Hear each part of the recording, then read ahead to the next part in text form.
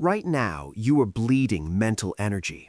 You are carrying the weight of people, problems, and opinions that do not matter and absolutely do not serve you. Stop it. Today, you are going to learn the psychological shift that instantly removes you from toxic drama. You will discover the art of detachment. Detachment is not about being cold, it is about taking your power back. By the end of this audio, you will be untouchable. Listen closely. Your inner peace depends on it.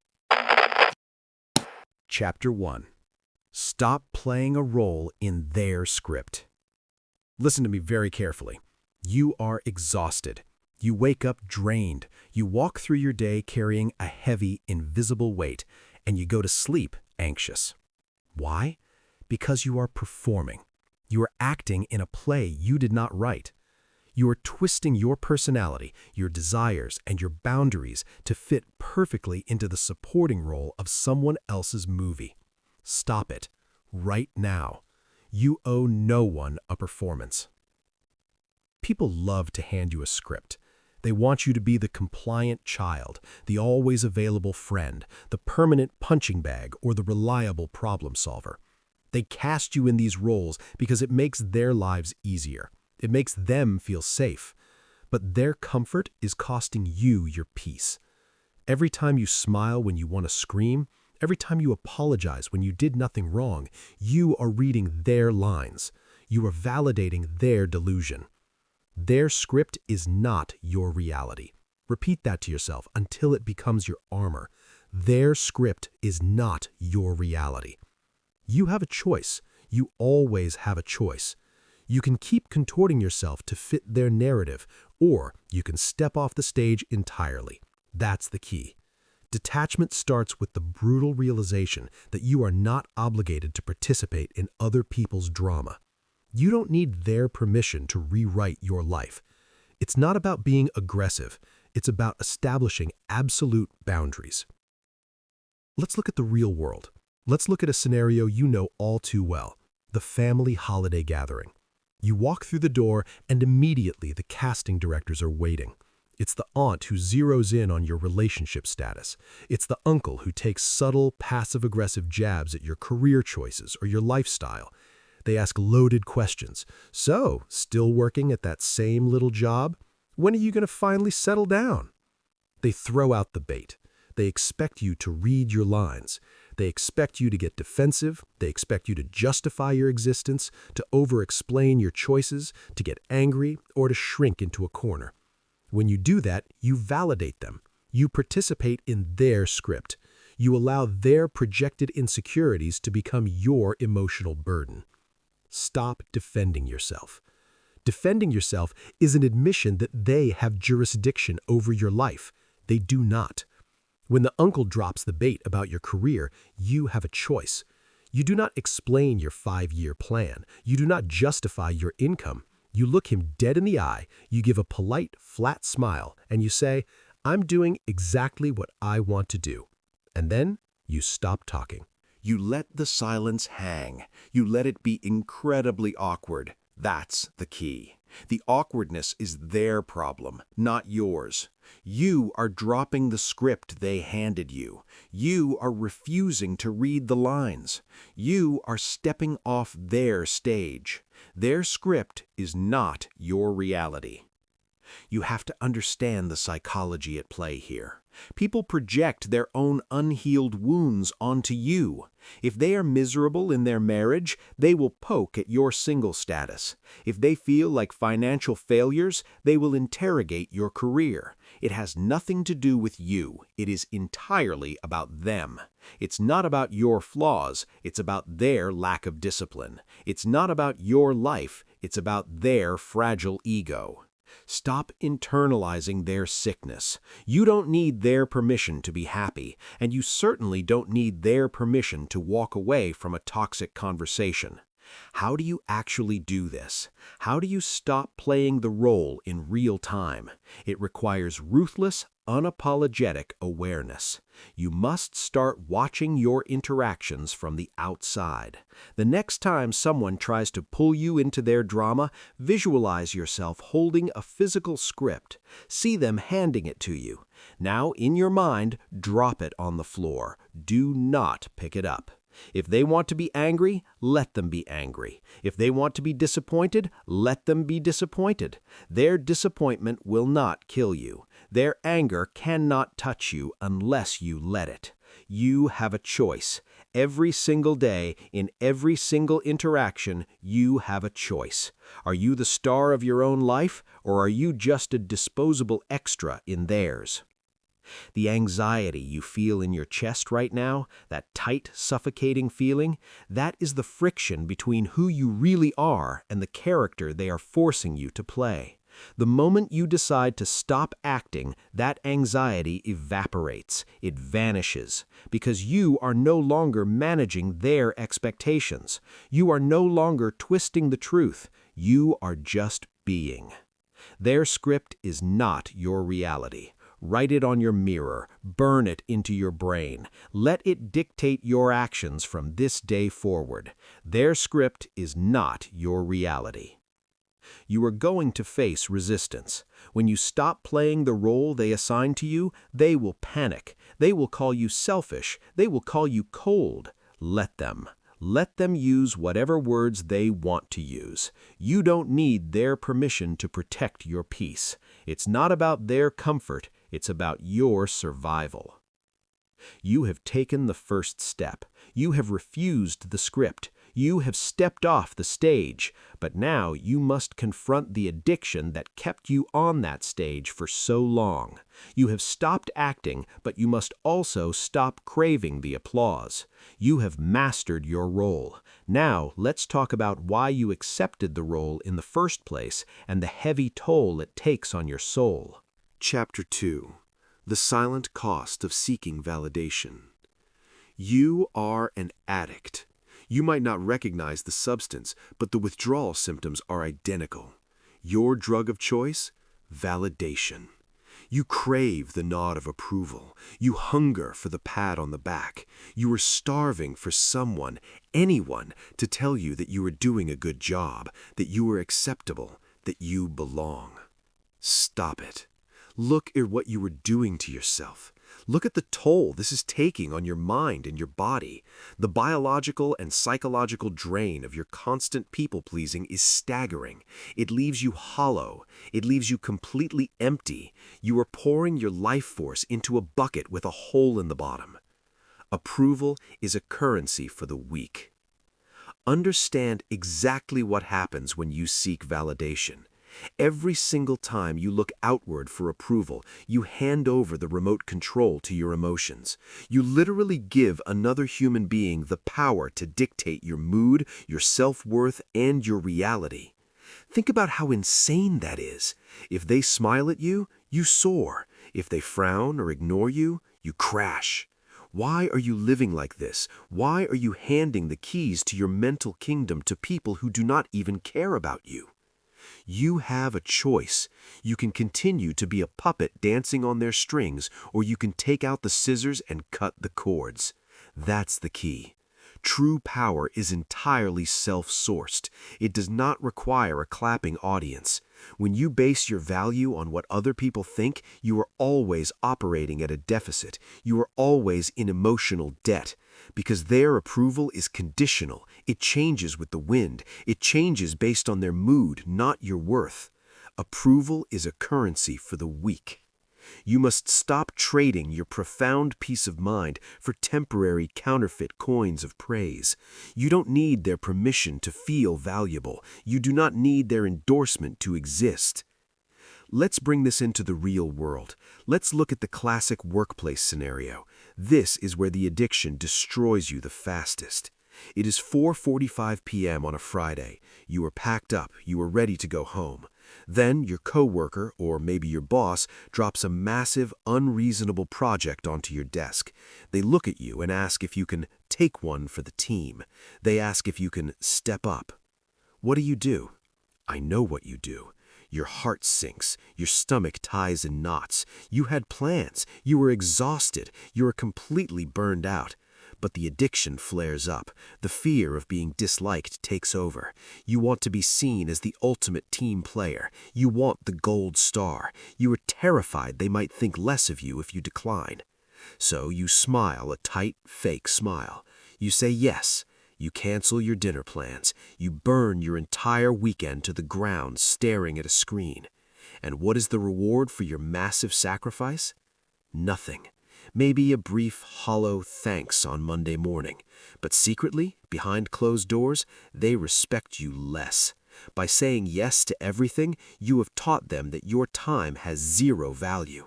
You have taught them that you have absolutely no boundaries. You have trained them to use you. People do not respect a doormat. They simply wipe their dirty feet on it. By trying to please them, you generated contempt. Approval is a currency for the weak. You traded your weekend, your energy, and your profound self-respect for a fleeting moment of validation. It is a terrible, losing trade. You cannot build a strong life on the foundation of being everyone else's eager servant. You will burn out. You will collapse. And when you collapse, the very people you were trying to please will simply step over your body and find someone else to do the work. You must stop this behavior immediately. You must kill the people pleaser inside of you before it permanently kills your future. The next time someone hands you an unreasonable request, pause. Feel the urge to say yes. Recognize that urge for exactly what it is, an addiction acting up. Then deny it. You look them dead in the eye and say, I do not have the capacity for that right now. Or simply, no, I cannot take that on. No over-explaining, no long groveling apologies, no making excuses about your schedule. You deliver the boundary with a spine of solid steel. You let the word no stand on its own as a complete sentence. Will they be disappointed? Maybe. Will they be slightly annoyed? Probably. Let them be.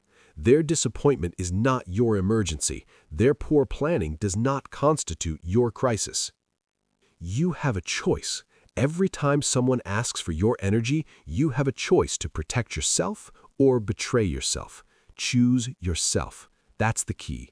You do not need a gold star from your boss or your peers to validate your existence. You don't need their permission to guard your time fiercely. It's not about being arrogant. It's about absolute discipline. It's not about a lack of teamwork. It's about the discipline of self-respect. Stop confusing being used with being valued. They are not the same thing. Being used drains you. Being valued empowers you. Approval is a currency for the weak. Write that down. Engrave it in your mind. Whenever you feel the desperate urge to ask someone if you did a good job, stop. Tell yourself that you did a good job. Be your own judge. Be your own jury. When you strip away the need for external validation, you become incredibly dangerous. You become completely uncontrollable by toxic people because you no longer need them. You become entirely self-reliant. Stop accepting their fake currency. Refuse to spend it. Hoard your own energy. Build your own internal economy of worth. You are not here to please them. You are here to build an unshakable life. You have stopped performing. You have broken the addiction to their applause. You have recognized the immense cost of seeking validation. Now you must learn the mechanical skill of witnessing their chaos without letting it infect your peace. You must learn the art of the impenetrable shield. Chapter 3. Observe, don't absorb. You are walking through life like a giant emotional sponge. Everywhere you go, you soak it all up. Your boss is stressed, so you become stressed. Your partner is angry, so your chest tightens. A stranger is rude, and it ruins your entire afternoon. You absorb the anxiety, the rage, and the chaos of every single person around you. And then you wonder why you are so deeply exhausted. You wonder why you have nothing left for yourself at the end of the day. Stop soaking it up. Be the rock, not the sponge. You must understand the critical difference between observing an event and absorbing an event. Right now, you do not know the difference. When someone explodes, you jump into the crater with them. You make their emotional crisis your physical reality. Your heart races, your palms sweat, your nervous system goes into absolute overdrive. You are participating in a fight you did not start and cannot win. This stops today. You have a choice. You can let their chaos invade your bloodstream, or you can build a wall. That's the key. You must shift your perspective from a willing participant in their drama to an unaffected spectator. Think of other people's emotional outbursts as weather systems. If a massive, violent thunderstorm rolls in, what do? Do you run outside, scream at the clouds, and demand that the rain stop? Do you take it personally that the wind is blowing? No. You stay indoors, you watch the storm through the window. It is loud, it is violent, but you are dry. You are safe. You let the storm rage until it exhausts itself, because you know it cannot touch you. Human emotions are exactly the same. They are just weather. Someone else's anger is just a thunderstorm. It has absolutely nothing to do with you. You do not have to stand naked in their freezing rain. Be the rock, not the sponge. Let me give you the exact mechanics of this technique. Let's look at a scenario that probably terrifies you right now. Imagine an angry partner, a furious friend, or a hostile coworker standing right in front of you. They are yelling. They are throwing accusations. They are trying to provoke a reaction. They want you to feel the panic they feel. They want you to soak it up. What is your default response? You defend yourself. You yell back. You cry. You try to fix it. You absorb the blow. Not anymore. This time, you deploy the visualization. The moment they open their mouth to attack, I want you to imagine a thick pane of reinforced, soundproof glass dropping down from the ceiling directly between you and them. See the glass. Feel its thickness. Now, look at them through it. They are waving their arms, their face is red, their mouth is moving frantically, but the sound is entirely muffled. You are just watching them. You're studying them like a scientist studying a chaotic, unpredictable specimen. You are observing the anger, but you are not absorbing it. Your heart rate remains completely flat. Your breathing is slow and steady. You are entirely separated from their emotional reality. Be the rock, not the sponge. You don't need their permission to protect your nervous system. They will want you to react. They will demand that you engage. They will accuse you of not caring, of being cold, of ignoring them. Let them accuse you. Their accusations are just more rain hitting the glass. You are secure inside. People mistake being a sponge for being a good, empathetic person. That is a dangerous, manipulative lie. Empathy without boundaries is self-destruction. Taking on someone else's toxic rage does not heal them. It only poisons you. It's not about being cold. It's about emotional discipline. It's not about lacking empathy. It's about the discipline of preservation. You can observe their pain. You can acknowledge their frustration without ever adopting it as your own. Be the rock, not the sponge. When you throw a heavy rock into a stormy sea, what happens to the rock? Nothing. It gets wet on the outside, but its core remains solid, heavy, and completely unchanged. The ocean can rage all around it. It can crash and foam, but the rock does not become the ocean. When you throw a sponge into the sea, it fills up, it expands, it becomes heavy, soggy, and completely overwhelmed by the water. It loses its original form entirely. Stop losing your form. Stop letting other people's bad days deform your reality. How do you physically do this? When someone approaches you with chaotic energy, physically plant your feet on the ground. Feel the floor. Take a deep breath through your nose. Keep your hands out of your pockets and relaxed at your sides. Remind yourself, I am the rock. I am observing this weather. I am behind the glass. This takes immense practice. Your primate brain is wired to mirror the emotions of the pack.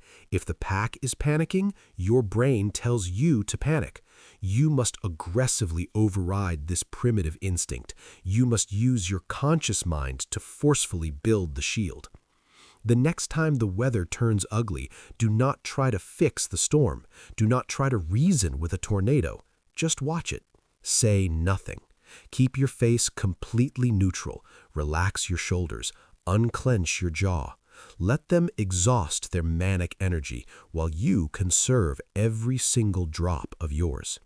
You will be amazed at what happens when they realize you are no longer absorbing their blows, when they see that their rage is hitting a solid wall of soundproof glass.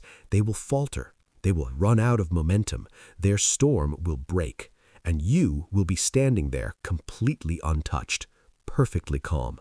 That is absolute power. That is the essence of true detachment. You are in the room, but you are not in the drama. You see the fire, but you do not feel the heat. Be the rock, not the sponge. Write it down. Say it in the mirror every single morning. Demand it from yourself in every single interaction you have today. The moment you feel the urge to absorb someone else's negativity, forcefully visualize the glass. Step back, detach, observe. Protect the fortress of your mind at all costs. You have learned how to observe the chaos without letting it infect your peace. You have built the glass. You have become the rock. But what happens when the toxic people in your life refuse to give up? What happens when they desperately try to smash through that glass to get their emotional fix from you? You must learn how to permanently extinguish their behavior. You mastered the shield. Now let's talk about the ultimate offensive strategy of detachment. Chapter 4. Starve the drama you want to kill. Drama is not an accident. Drama is not something that just happens to you. Drama is a living, breathing parasite, and right now, you are its favorite host. You think you are a helpless victim of the chaos around you, but the brutal truth is this: you are feeding it. Every time you get angry, every time you defend yourself, every time you offer a frantic, desperate apology, you are setting out a 5-course meal for a parasite. Stop feeding the beast. Your reaction is their oxygen. Think about what a parasite needs to survive. It needs a host that bleeds. In the emotional world, your reaction is the blood. Toxic people, drama queens, narcissists, and chronic complainers do not operate like healthy human beings. They do not want resolution. They do not want peace. They want to see you react. They want to see your face turn red. They want to hear your voice shake. They want to watch you scramble to fix a problem they intentionally created. Why? Because it makes them feel powerful. It makes them feel alive. Your reaction is their oxygen. You have a choice. You can continue to be an all-you-can-eat buffet for broken people, or you can shut the kitchen down permanently. That's the key. You must understand that the parasite does not care what kind of reaction you give it. Negative or positive, it tastes exactly the same to them. Your screaming anger feeds them. Your crying feeds them. But here is the trap you keep falling into. Your over-the-top empathy feeds them too. Your constant attempts to soothe them, to fix their lives, to apologize for things you didn't even do, that is premium high-octane fuel for toxic behavior. Let's look at a scenario that drains you every single week. The complaining friend. You know exactly who I am talking about. The phone rings and you see their name on the screen. Instantly, your stomach drops. You feel the exhaustion before you even answer, but you answer it anyway because you are trying to be a good person. For the next 45 minutes, they dump every single one of their self-inflicted problems directly into your brain. They complain about their partner. They complain about their boss. They complain about the unfairness of the universe. They play the ultimate helpless victim. And what do? You try to save them. You offer logical solutions. You give them actionable advice. You try to show them the bright side. You completely exhaust yourself trying to pull them out of the pit. But they never take your advice, do they?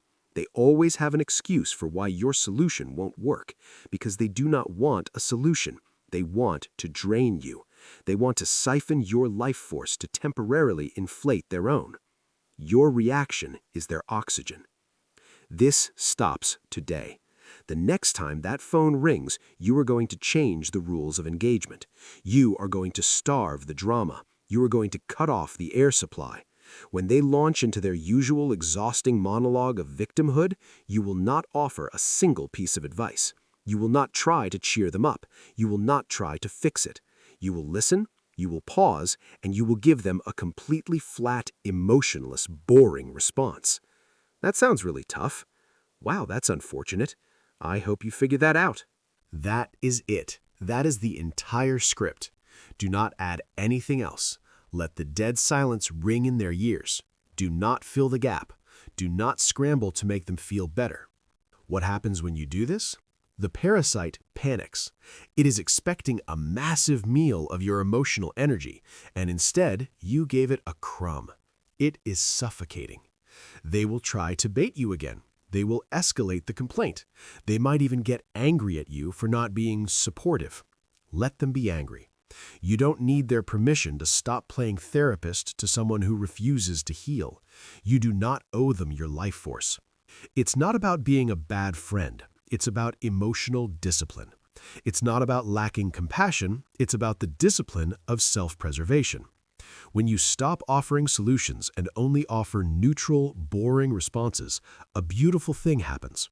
The toxic person realizes the buffet is closed. They realize they cannot get high on your supply anymore. And within weeks, sometimes days, they will stop calling you. They will detach from you and go look for another host to feed on. You didn't even have to fight them. You just starved them out. Your reaction is their oxygen. Write it on a sticky note. Put it on your bathroom mirror. Remember it when your toxic coworker sends a passive-aggressive email. Do not reply with a massive paragraph defending your work. Reply with one word: received. Starve the drama. Remember it when an ex texts you late at night trying to pick a fight. Do not explain your feelings. Do not try to win the argument. Delete the message. Block the number. Starve the drama. The most terrifying thing you can do to a manipulative person is to give them absolutely nothing. Give them nothing to twist. Give them nothing to use against you. Give them nothing to feed on. When you remove your emotional reaction, the toxic behavior suffocates and dies right there on the floor. It cannot survive in a vacuum. You are the one who creates the vacuum. You have a choice. Every single time someone tries to provoke you, you decide whether they breathe or they choke. Choose to let their drama choke. Choose to keep your oxygen for yourself. You have dreams to build. You have a life to live. You do not have the time, the energy, or the calories to feed the endless insecurities of everyone around you. Let them starve. Let them find somewhere else to dump their garbage. Your mind is a fortress, not a landfill. Look at what you have accomplished. You have stopped playing a role in their script. You have broken the crippling addiction to validation. You have built the glass wall to observe without absorbing. And now you know how to actively starve the parasites that try to cling to you. You are taking your power back, piece by piece. But you must learn the ultimate fail-safe. You must master the physical mechanics of stopping your own emotional momentum before it escapes your mouth and gives them exactly what they want. You have starved the drama. Now, let's talk about the space where true, untouchable control is forged. Chapter 5. The Power of the Pause. You are a reactionary machine. Someone pushes a button and you instantly respond. Someone attacks and you instantly defend.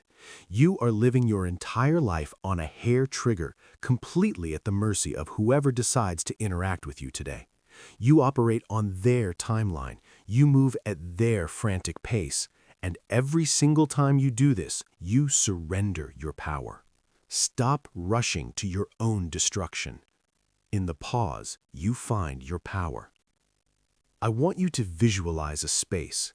It is a tiny, microscopic gap. It exists entirely between the moment someone triggers you and the moment you react. For most people, this gap does not exist. The trigger and the reaction are glued together. But for the elite, for the truly detached, this gap is a fortress. It is the birthplace of absolute emotional control. Whoever controls the clock controls the entire interaction.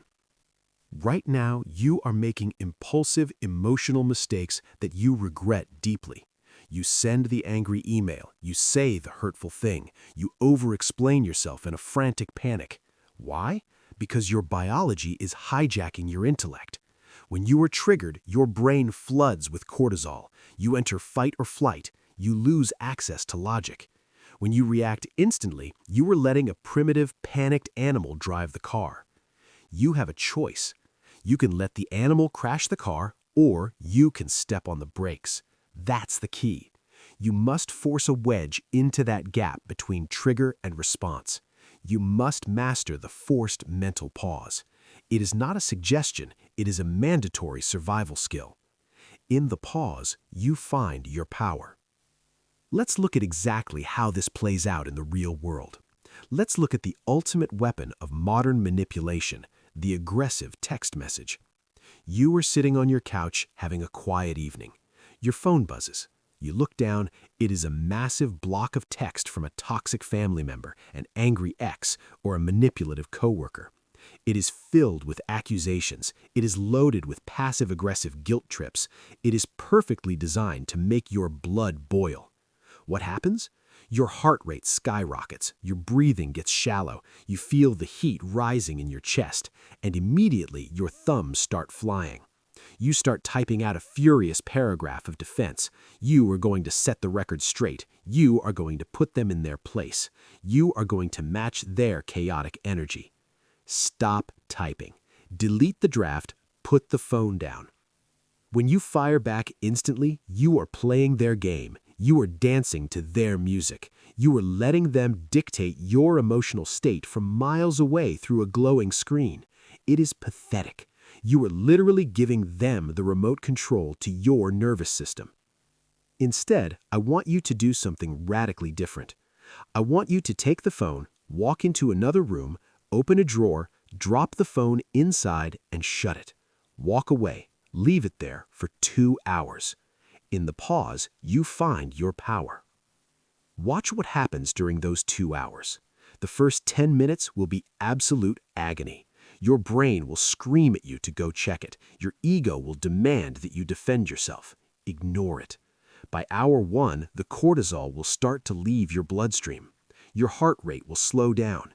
The intense, burning need to react will begin to fade. By hour 2, the text message will have completely lost its emotional grip on you. It will no longer look like a threat. It will look exactly like what it is, a sad, desperate attempt for attention by a deeply broken person. When you finally open that drawer and look at the screen, you are no longer the panicked animal. You are the cold, detached observer. And from that state of absolute calm, you can make a strategic decision. Do you reply with a single, boring word? Do you reply tomorrow? Or do you just delete the message and go to sleep? You don't need their permission to ignore them. You do not owe anyone an instant reply. The urgency is an illusion they created to trap you. Break the illusion. It's not about being passive. It's about the discipline of timing. It's not about avoiding conflict. It's about the discipline of choosing your battles on your own terms. When you master the pause, you become incredibly intimidating. Toxic people rely on your predictability. They rely on your instant defense. When you respond with silence and delay, you completely disarm them. You flip the dynamic.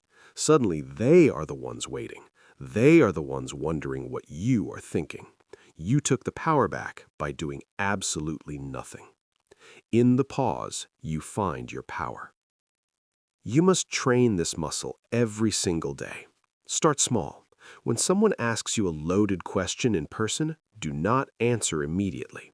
Force yourself to count to 5 in your head. 1, 2, 3, 4, 5. Maintain unbroken eye contact. Let the silence stretch out. Let them squirm in the quiet. Then and only then, deliver your answer calmly and slowly.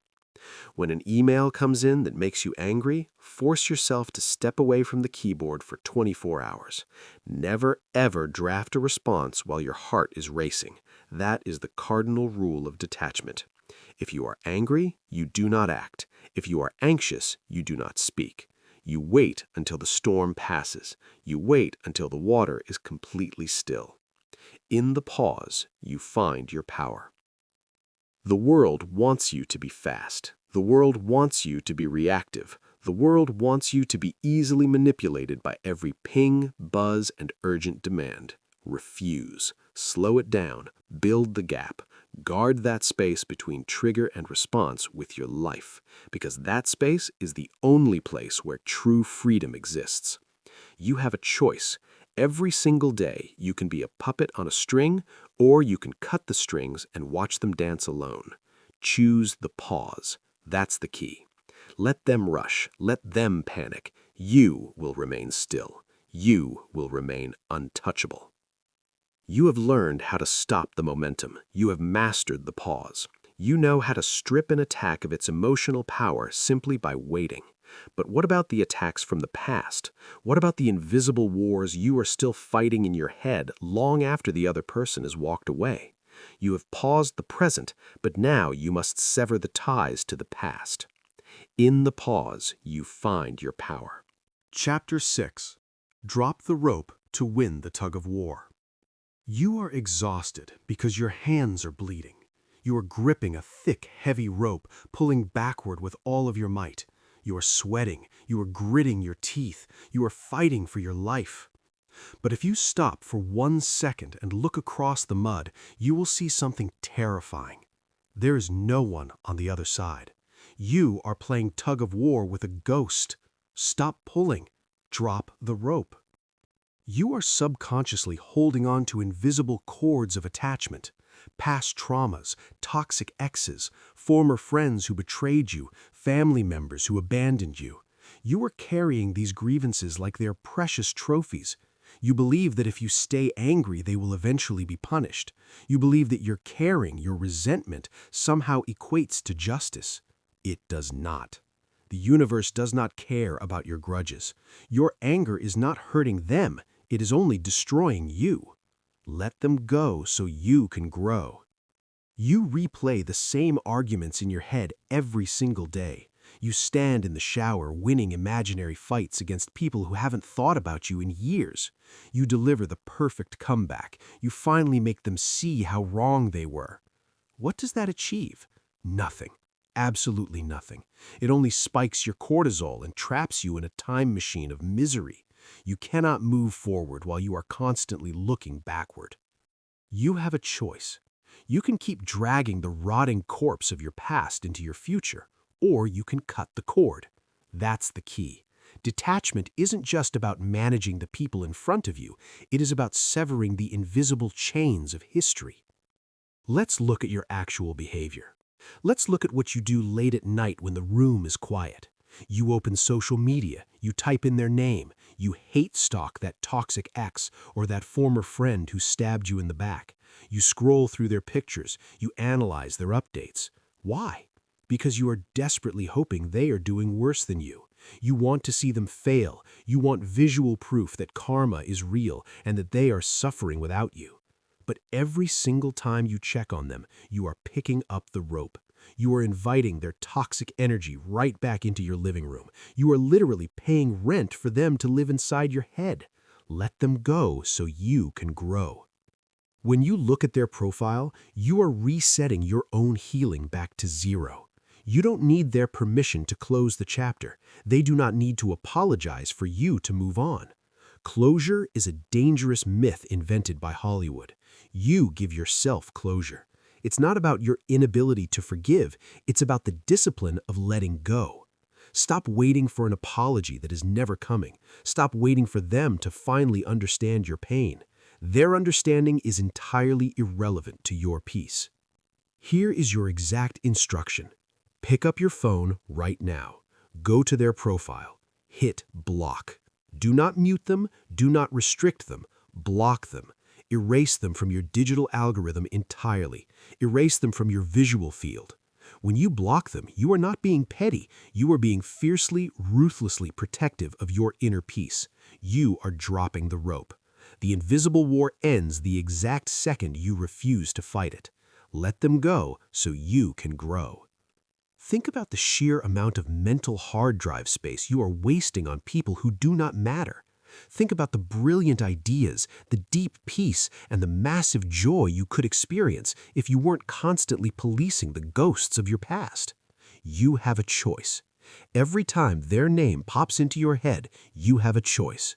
You can entertain the thought, you can let it ruin your morning, or you can dismiss it instantly. Let's dig deeper into the dark psychology of the grudge. Why do we hold on? Because the pain is familiar. The anger is comfortable. It gives you a clear identity. It makes you the righteous victim in your own movie. But victimhood is a heavy, toxic cloak. It keeps you small. It keeps you bitter. When you drop the rope, you have to face the terrifying reality of moving forward without an excuse. You have to take full responsibility for your life today. That terrifies you. So you keep pulling on the rope. You keep fighting the ghost. Stop it. That's the key. You must realize that letting go is not letting them win. Letting go is letting you win. It is the ultimate victory. Let them go so you can grow. You must forgive them, but you must understand what forgiveness actually means in the art of detachment. Forgiveness does not mean reconciliation. It does not mean what they did was okay. It does not mean you ever have to speak to them again. Forgiveness is simply the surgical removal of the hook they left in your heart. It is a profoundly selfish act. You forgive them to set yourself free. You don't need their permission to forgive them in your own mind and walk away forever. Let's talk about the physical sensation of dropping the rope. Imagine your hands right now. They are blistered and bleeding from holding on so tight to the resentment for all these years. Now, unclench your fists. Let the rough hemp slide through your fingers. Watch the rope fall to the ground. Watch the ghost on the other side disappear into thin air. Feel the sudden, immense lightness in your shoulders. That is freedom. That is the untouchable mind. You are no longer anchored to a history you cannot change. You are entirely in the present. It's not about emotional weakness. It's about the discipline of release. When you finally stop caring about the score, the game is over. You win by walking off the field. You have a choice to make, and you must make it right now.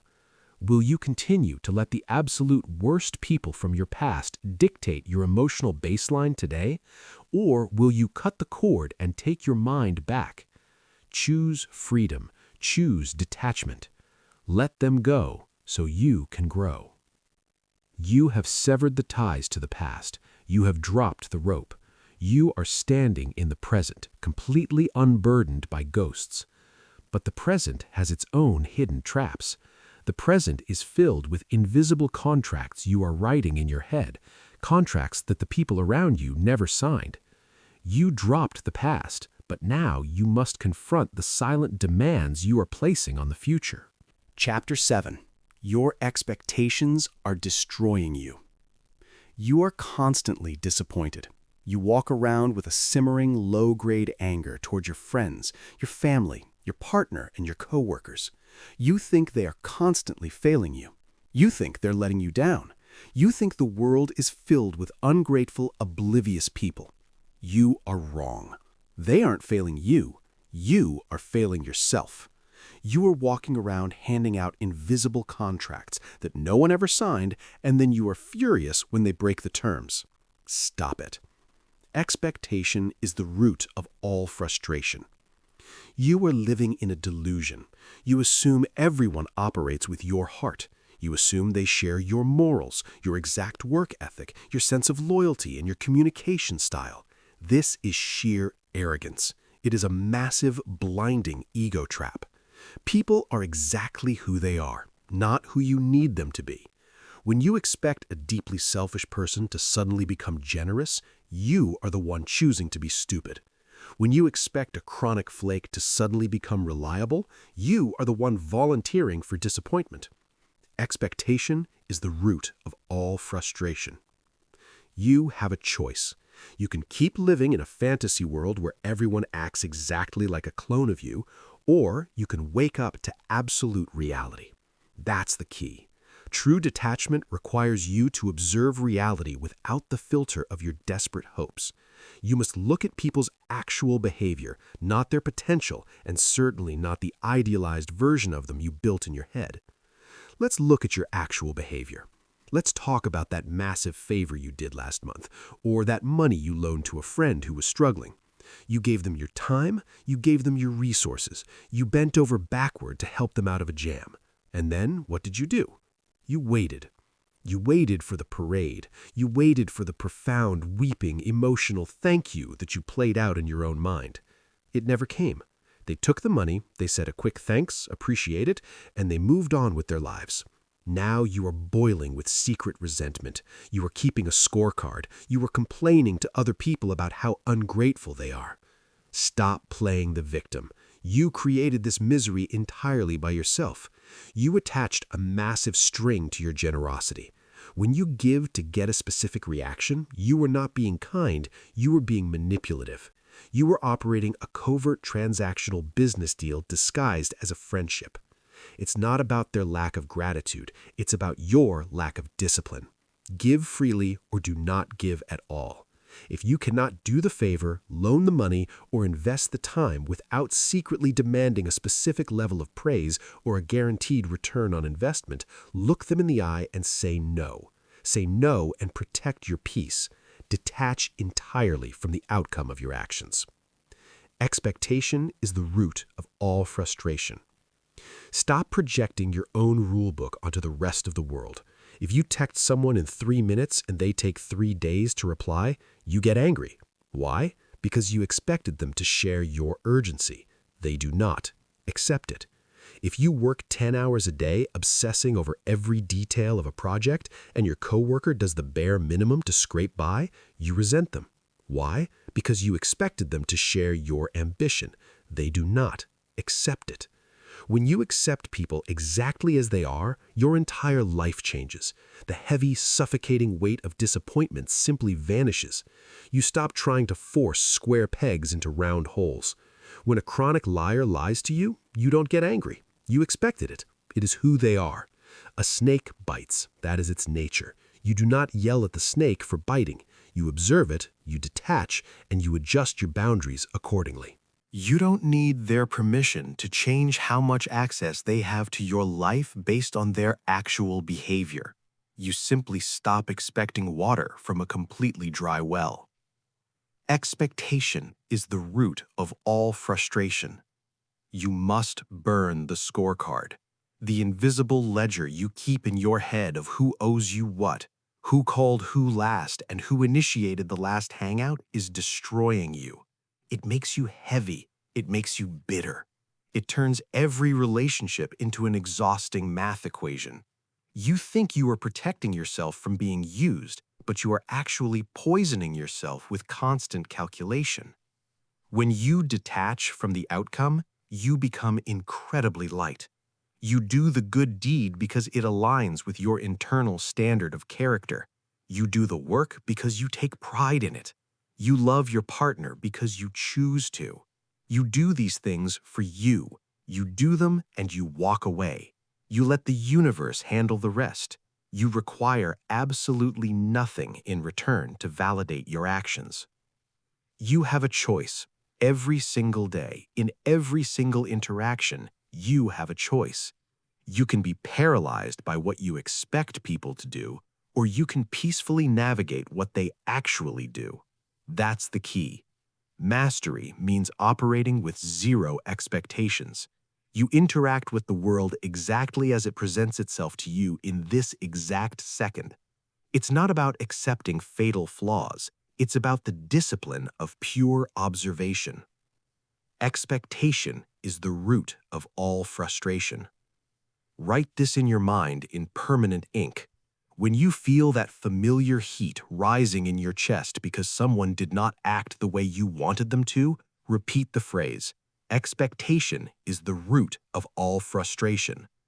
Instantly locate the silent demand you placed on them, identify the invisible contract, then rip it up. Rip it up and watch the anger evaporate. You cannot be disappointed if you require nothing.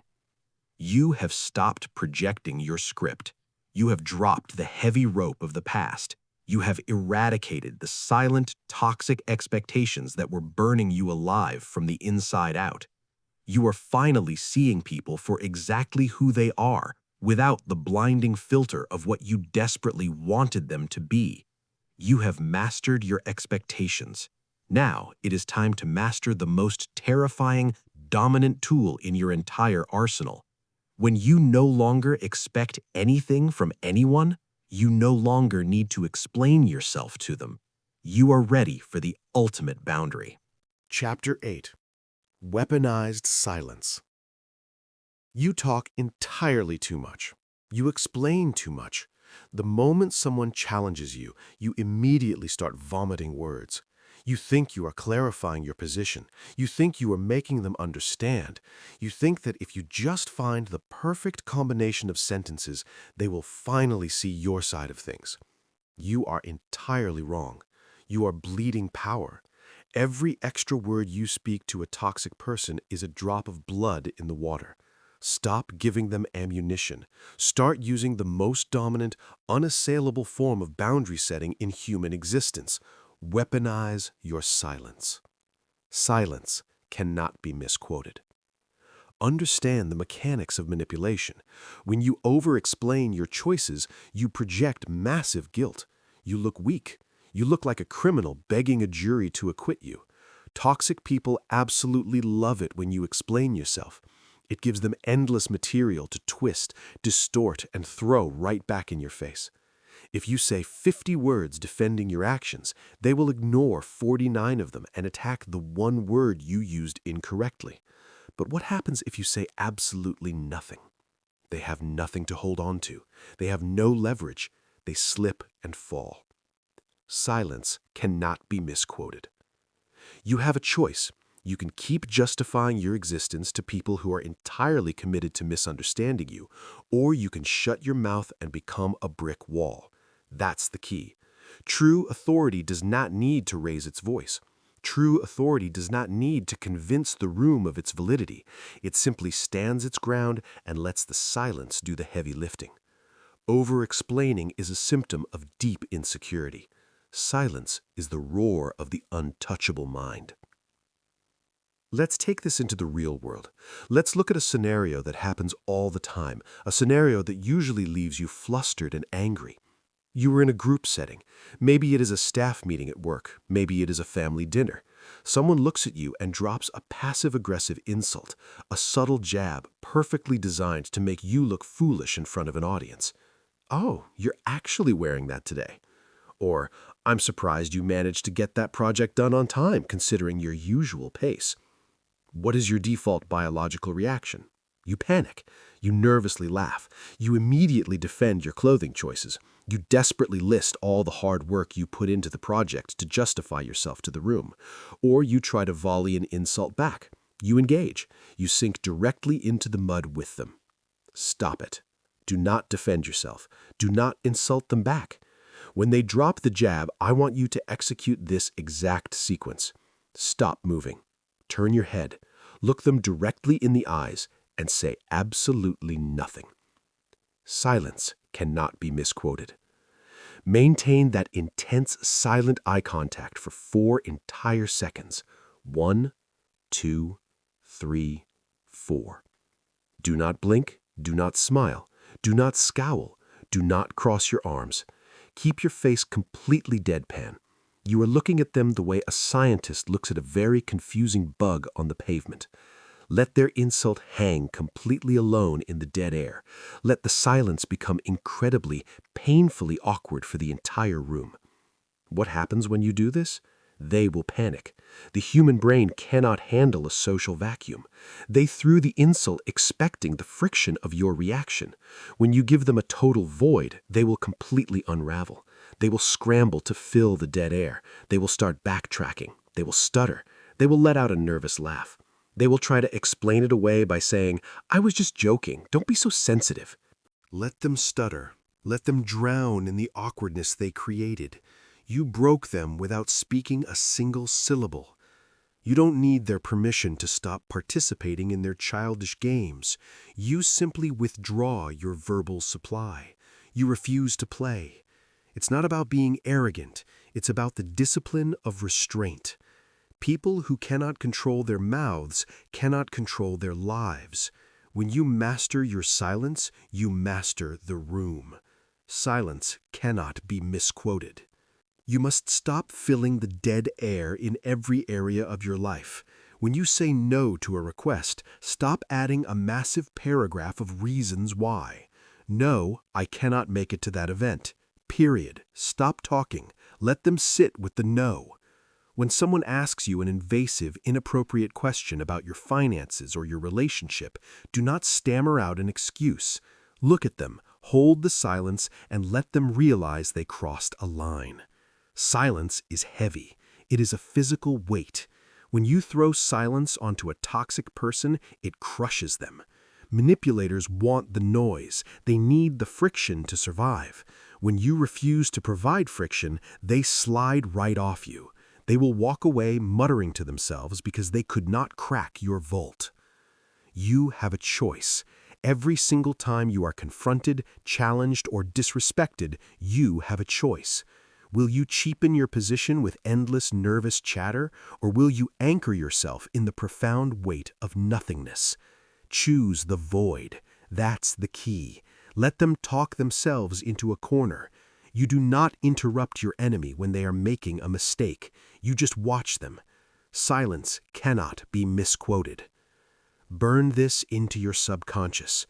The next time you feel the desperate burning urge to explain yourself to someone who does not respect you, bite your tongue. Literally bite down on it if you have to. Feel the physical sensation of withholding your words.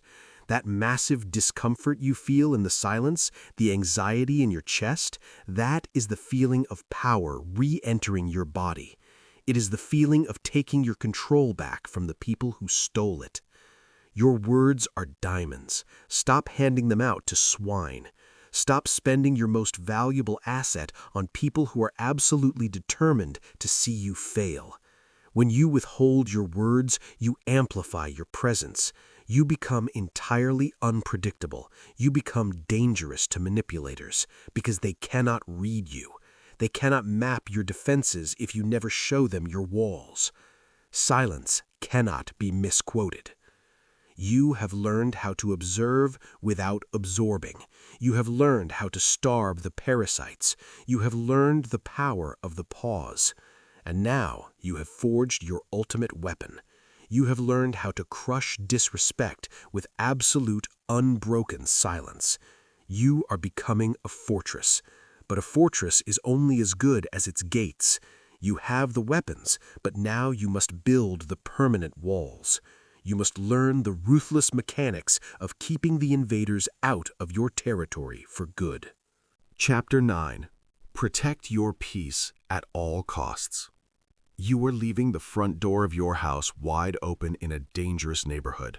You are leaving your wallet sitting on a crowded sidewalk. You are broadcasting your bank account password to complete strangers on the internet. You would never, ever do this with your physical assets or your hard-earned money.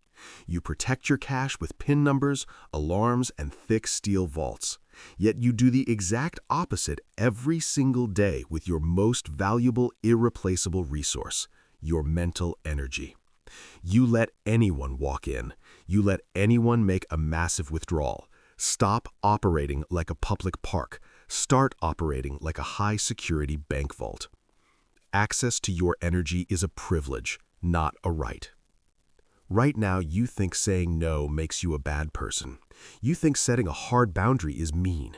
You think that being a good friend or a loyal colleague means being endlessly available to everyone around you. This is a fatal misconception. It is a lie planted in your head by the exact people who benefit most from your lack of boundaries. Guarding your peace is not an act of malice. It is a mandatory survival mechanism for the modern world. Every single day, you are surrounded by energy vampires. They are the chronic complainers, the relentless gossips, the eternal victims, and the desperate time wasters. They cannot generate their own light, so they seek out yours. They will bleed you entirely dry if you let them. You have a choice. You can let them bankrupt your soul, or you can slam the heavy steel door of the vault completely shut. That's the key. You must become completely ruthless, entirely unapologetic about who gets to sit at your table. Access to your energy is a privilege, not a right. Let us look at a scenario that happens in your life constantly. You are sitting in the break room at work, or perhaps you're at a family holiday gathering. The conversation starts out completely normal, but then the inevitable shift happens. Someone brings up a vicious rumor. Someone starts complaining toxically about a coworker, a mutual friend, or the terrible state of the world. They start tearing down people who aren't in the room. The energy plummets. It turns dark. It turns incredibly heavy. What do you normally do? I know what you do. You sit there. You nod along. You offer a weak, uncomfortable smile.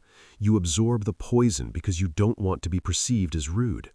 You sacrifice your own emotional baseline just to keep the peace for someone who is actively destroying it. Stop being polite to poison. Stop drinking the venom just to make the snake feel comfortable. Here is your new non-negotiable protocol. The exact second the conversation turns to gossip or toxic complaining, you move. You do not sigh heavily. You do not roll your eyes or make a dramatic scene. You calmly stand up. You pick up your belongings and you walk out of the room. You do not announce your departure. You do not invent a fake stammering excuse about needing to make a phone call or use the restroom. You do not apologize for leaving. You simply remove your physical presence from the contaminated area. Access to your energy is a privilege, not a right. They will notice. The gossips will stop talking mid-sentence. They will watch you leave. They will feel the sudden jarring absence of your audience. They might even call you arrogant behind your back. They might say you think you are better than them. Let them talk. Their opinion of your boundary is entirely irrelevant to your reality. You don't need their permission to evacuate a burning building. You do not owe anyone a captive audience for their unhealed misery. It's not about being antisocial. It's about the discipline of environment design. It's not about having a superiority complex. It's about the discipline of extreme self-respect. Your peace of mind is incredibly fragile. Think about the agonizing work you have done to get here. It takes immense effort to build a calm mind. It takes reading, meditating, pausing, and practicing detachment every single hour of the day. Why would you build a beautiful, pristine, expensive house just to let people track thick mud all over your white carpets? You must stop apologizing for protecting your own property. When you treat your energy like an exclusive VIP section, people start treating it with profound respect. They realize they cannot just dump their garbage on you without consequence. But when you treat your energy like a public dumpster, open 24 hours a day, people will throw their trash in it without a second thought. Access to your energy is a privilege, not a right. Write it on your mirror. Say it when your phone rings. Demand it from the universe.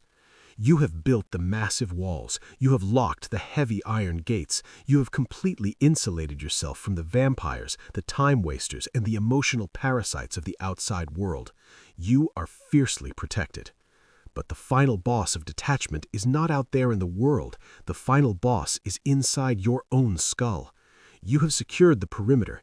Now let's talk about the ultimate permanent state of existence where you become your own unshakable sanctuary. Chapter 10. The Untouchable Mind. You have spent 9 chapters learning tactics. You have learned how to observe, how to pause, and how to weaponize your silence. You have built massive walls to keep the vampires out. But tactics are for soldiers. You must become the king. You must become the untouchable mind. Detachment is not a wrench you pull out of a toolbox when you get a flat tire. It is the engine. It must become a permanent, unshakable identity shift. You are no longer someone who simply practices boundaries. You are the boundary. You are entirely self-sourced. You are completely self-reliant. Nothing enters without my permission. Right now, you are still playing defense. You are still hoping the world will act a certain way so that you can feel safe.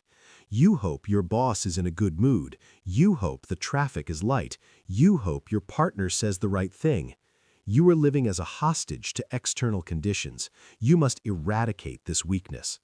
Once you stop desperately needing the world to be a certain way, a profound psychological shift occurs. The world stops controlling you, and it begins to bend to you. Nothing enters without my permission. You have a choice. You can spend the rest of your life as a victim of circumstance, constantly reacting to the chaos around you, or you can become the undisputed master of your internal reality. That's the key. Mastery means your emotional baseline never fluctuates, regardless of what is happening on the outside. You generate your own peace. You generate your own validation. You generate your own closure. You do not import these things from the outside world. The outside world is unstable. Your internal world must be made of titanium. Let us look at the ultimate test of the untouchable mind. Let us look at a scenario that destroys average people. A massive crisis hits. It is a Tuesday afternoon and everything goes wrong at once. The servers crash at your company, costing millions, or a severe financial emergency hits your household, or a family disaster erupts out of nowhere. Look at the people around you in this exact moment. Look at how they behave. They're screaming, they're crying, they're frantic, they're pointing fingers and blaming each other. Their nervous systems are completely overloaded. They're bleeding emotional energy all over the floor. They are entirely consumed by the hurricane. The wind is tearing the roof off their minds. Nothing enters without my permission. What do? You do not join them. You do not absorb their panic. You do not validate their hysteria. You step directly into the center of the storm. You become the eye of the hurricane. The wind is howling at 200 miles an hour all around you. People are losing their minds. But right where you were standing, there is perfect, absolute stillness. There is perfect silence. You take a slow, deep breath through your nose. You plant your feet on the ground. You look at the disaster objectively, without a single drop of emotional attachment, and you calmly execute the solution. You pick up the phone. You delegate the tasks. You make the hard call. You do exactly what needs to be done with the cold, precise efficiency of a machine. You don't need their permission to lead the room. When the entire room is losing its mind, the calmest person automatically assumes the throne. They will look to you. They will lean on your immovable strength. It's not about being cold-hearted. It's about the discipline of absolute focus. It's not about apathy. It's about the discipline of emotional sovereignty. Panic solves absolutely nothing. Panic is a luxury you can no longer afford. Nothing enters without my permission. How do you physically make this permanent identity shift? How do you become the eye of the hurricane? It requires a brutal, non-negotiable vow to yourself. You must wake up every single morning before your feet even touch the floor and declare your absolute sovereignty. You must state out loud that your mind is a sealed fortress. You must stop complaining about the weather and start dictating the climate inside your own head. If someone brings a thunderstorm to your front door, you leave them outside in the rain. You do not let them track water into your house. If an unexpected bill arrives in the mail, you do not let it ruin your weekend. It is just paper. It is a math problem to be solved, not an emotional crisis to be suffered. You strip the emotional weight from every single event in your life. You look at facts. You execute solutions. You move forward. Nothing enters without my permission. This is the ultimate transformation. When you reach this level, toxic people will naturally flee from you. Manipulators will avoid you. Why? Because you offer them absolutely zero friction. You are a smooth, solid granite wall.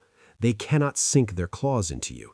You become incredibly intimidating, not because you are loud, but because you are impossibly quiet, because you are perfectly unbothered.